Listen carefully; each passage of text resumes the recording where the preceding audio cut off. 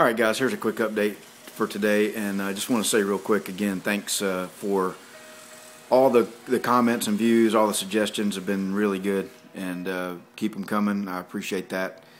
As we mentioned last night, this panel over here is the largest, obviously flattest panel on the engine bay, and is actually the most visible because there's nothing really mounted over here on this side of the engine, whereas this side there's one panel here that's pretty flat, but not near as large as the other side. So these two are the main ones that we're focused on trying to get really smooth and looking good. The rest of it, we're just doing a little bit of a quick job on it, and just filling the obvious things. But this panel back here on the back is mostly won't be seen, and it's got so many different angles and contour changes. It's really hard to get it looking good. So we've skim coated again this side, and we're going to block this out good, and then we'll be ready to put some primer on it.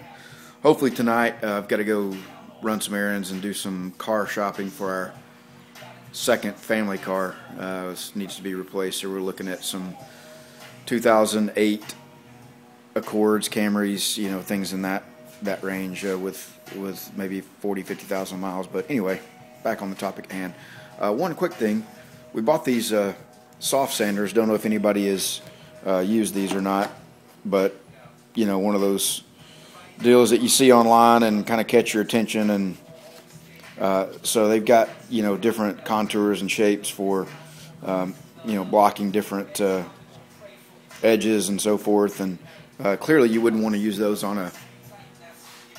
on any exterior body panels or anything that you're trying to get perfectly level, but they seem to work pretty good to get back in here and on this engine bay and these various contours.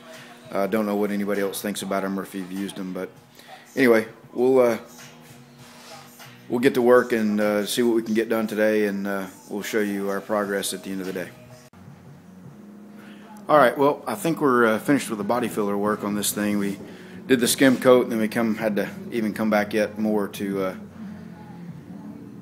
put a little finishing putty on a few areas, that some pinholes and just some random stuff. So we got it pretty well blocked out. It feels pretty smooth, and pretty much ready to go.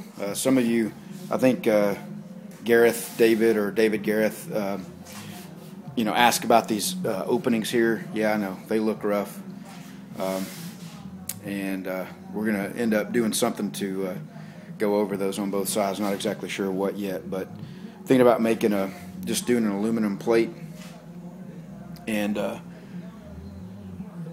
doing maybe like 1/8 inch thick, and countersinking some nice stainless Allen head bolts, and just making a plate that'll bolt over this once the control arms are back in there, and we'll clearance that plate to make sure the control arms have the movement they need up and down, but basically block off most of the opening there, and kind of clean up that nasty looking hack job I did on cutting that opening out. So anyway, the next thing we're going to do is we've left this cross member in bare steel for a while, and it's kind of got a little coat of surface rust on it, so we're going to clean that up, and we'll be ready for some epoxy primer, and followed by some high build on top of that, and we will block out, wet sand the high build with some 400, and I think I need to do 600 also, but I'm going to double check the tech sheet, and then we'll do sealer and the candy paint, which is a silver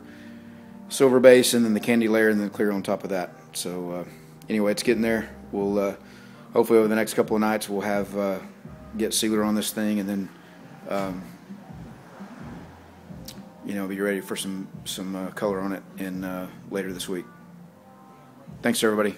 Have a good one.